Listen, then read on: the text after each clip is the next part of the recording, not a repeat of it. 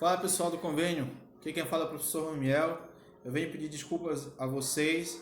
No nosso último vídeo, mais uma vez a gente teve um problema.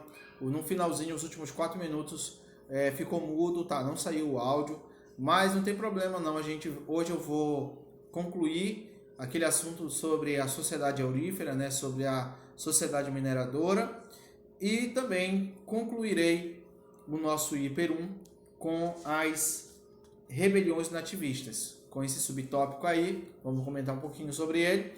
Vamos retomar um pouquinho então sobre a sociedade mineradora. A gente viu que com a descoberta, né, de ouro, de minas, jazidas de ouro e de diamante na região das Minas Gerais, houve um grande fluxo de pessoas que passou a ir para essa região em busca de riqueza. Era chamada febre do ouro, que gerou a corrida do ouro, a tentativa de um enriquecimento rápido e teoricamente fácil.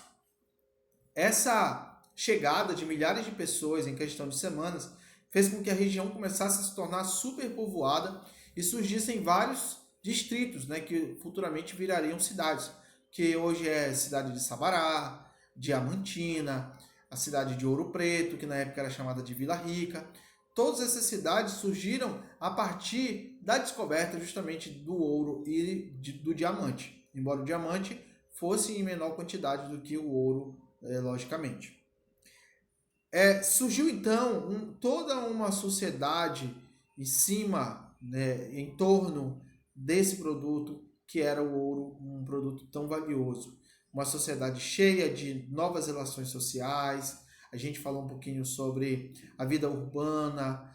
Pela primeira vez, o Brasil colônia tinha uma vida noturna, né? Por exemplo, quando a gente vai analisar o ciclo do açúcar, né? Era uma sociedade mais rural, onde praticamente não havia vida noturna. Quando dava 6h30, a galera já estava se recolhendo já e logo logo já iam dormir.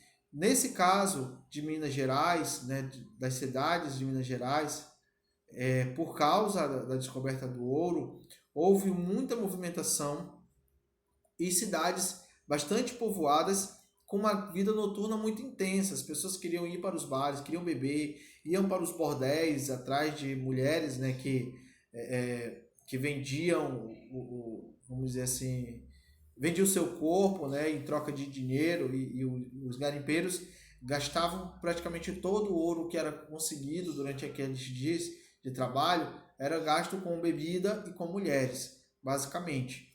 Mas havia também a necessidade de você se alimentar, de comprar roupas, e isso fez com que a economia do Brasil colônia se modificasse muito durante esse período da sociedade mineradora. Acredito que ficou faltando falar um pouquinho mais sobre os impostos. Portugal viu, né, nessa descoberta do ouro a chance de obter muito lucro, já que o Brasil não era um país independente, o Brasil era uma colônia que pertencia à metrópole, que era Portugal, e praticamente tudo que havia de riqueza no Brasil era pertencente a Portugal. Então Portugal começou a cobrar impostos sobre o ouro que era extraído da região das Minas Gerais. Os principais impostos eram o quinto, a finta, a captação e a derrama. O quinto era o equivalente a um quinto, ou seja, 20% de todo o ouro descoberto na região das Minas deveria ser mandado para Portugal. Havia uma pesagem, havia uma forma de ter certeza da quantidade de ouro que estava sendo enviada, e havia um valor mínimo, que eu falei para vocês na aula passada. Se não me engano, eu falei em 100, 150 arrobas de ouro, que era mais ou menos, eu não lembro agora exatamente. Daqui a pouco eu vou ver para vocês e eu trago essa informação. Mas era muito ouro. E Portugal não queria menos do que essas 150 arrobas de ouro todo ano. Fora a captação, que era o imposto cobrado por cada escravo que o senhor, dono da mina, tinha. Quanto mais escravos, maior era o valor que ele pagava com a captação. E havia também a derrama. A derrama era o seguinte: quando o quinto não alcançava aquele peso, né, aquela quantidade de ouro exigida por Portugal anualmente, era preciso que ocorresse então a derrama, que era um momento em que os soldados que ajudavam na cobrança de impostos, os soldados portugueses, invadiam as casas da população da região das Minas e aí iam aprendendo, iam recolhendo tudo de valor, mas principalmente tudo que fosse de ouro que essas pessoas tivessem. Então, objetos de ouro, joias, né, como pulseiras, cordões, medalhões, tudo que tivesse de ouro era recolhido e pesado para completar aquela quantidade mínima de 150 arrobas de ouro. É claro que com o passar das décadas, essa produção aurífera, essa produção de ouro, decaiu. Essa produção decaiu por uma questão lógica. O ouro é um mineral. Então, se você extrai ele não vai nascer mais ouro naquele local ali. Se acabou daquele local, não vai nascer mais. Não é um recurso renovável, ele é não renovável. Acabou, vai demorar milhões de anos para se formar uma nova jazida naquele local ali. Então isso fez com que a produção de ouro começasse a cair com o passar das décadas, já que o ouro foi se esgotando da região das Minas Gerais. Mas Portugal não estava interessado em saber se estava diminuindo ou não a quantidade de ouro. Portugal queria que o ouro fosse pago na quantidade exigida. Então, por isso mesmo, quando não alcançava a quantidade, era instituída a derrama, e a derrama acontecia trazendo a fúria da população, que se sentia violada, agredida, com as invasões às suas residências. Eu não vou falar mais sobre a derrama, porque a gente vai voltar a tratar desse assunto da sociedade aurífera quando a gente for falar sobre a Inconfidência Mineira, ou a Conjuração Mineira, lá no Hiper 2. Então, por hora, a gente encerra esse momento aqui sobre a sociedade aurífera, sobre a sociedade mineradora, e aí eu vou comentar um pouquinho sobre as rebeliões nativistas. Bom, não é preciso a gente especificar cada rebelião nativista. Vamos falar um pouquinho sobre o conceito geral, e aí eu vou só apenas dar uma olhada superficial sobre essas rebeliões. Lá na página 75, o livro de vocês vai dizer que as primeiras rebeliões eram chamadas de nativistas, porque não tinham um caráter emancipacionista. O que significa isso? Se emancipar é obter sua independência. Então, as rebeliões nativistas, elas não tinham esse objetivo. Não havia a ideia de tornar o Brasil um país independente.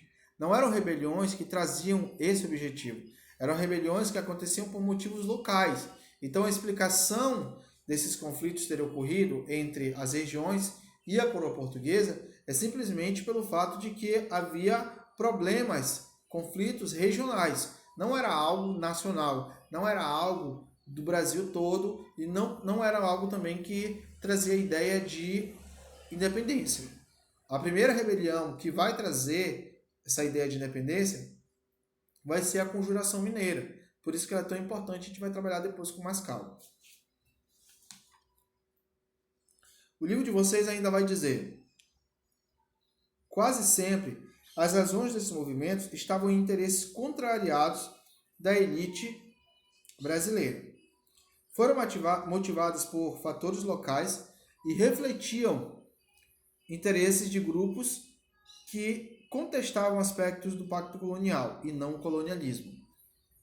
Os senhores de terras e de escravos não toleravam pacificamente a carga de impostos cobrados pelas autoridades portuguesas, os quais, em razão da crise na economia metropolitana, eram frequentemente reajustados. O aperto fiscal e a insatisfação dos colonos tornaram-se causas dessas revoltas. Então, os motivos que levaram às rebeliões nativistas não era o fato do Brasil ser uma colônia, e sim o fato de que Portugal estava exagerando na cobrança de impostos sobre essas regiões. E aí a gente tem as principais rebeliões: a revolta de Beckman, que ocorreu no Maranhão, em 1684, a Guerra dos Emboabas, em Minas Gerais, entre 1707 e 1709, que foi quando descobriu-se o ouro na região das Minas, foi um conflito pela posse da região. A Guerra dos Mascates, em Pernambuco. E, por último, a revolta de Filipe dos Santos, ou chamada Revolta de Vila Rica em Minas Gerais em 1720. Uma revolta que também está incluída nesse contexto que nós encerramos hoje sobre a sociedade aurífera, já que Filipe dos Santos era um minerador que estava insatisfeito com o excesso de impostos cobrados por Portugal e principalmente com as casas de fundição, que eram aquelas casas que transformavam o ouro em barra. Ele não concordava com a existência dessas casas e ele acabou gerando uma rebelião, liderando uma rebelião que foi reprimida com muita violência pela metrópole, por Portugal, e o Filipe dos Santos acabou sendo enforcado e degolado. Bom, pessoal, com isso a gente termina o nosso Hiper 1. Vocês vão ficar com a responsabilidade de responder todas as atividades do final deste livro. E quando nós retornarmos para a nossa aula presencial, eu irei fazer a nossa correção. Ok? Então fiquem com Deus, um grande abraço e até a próxima.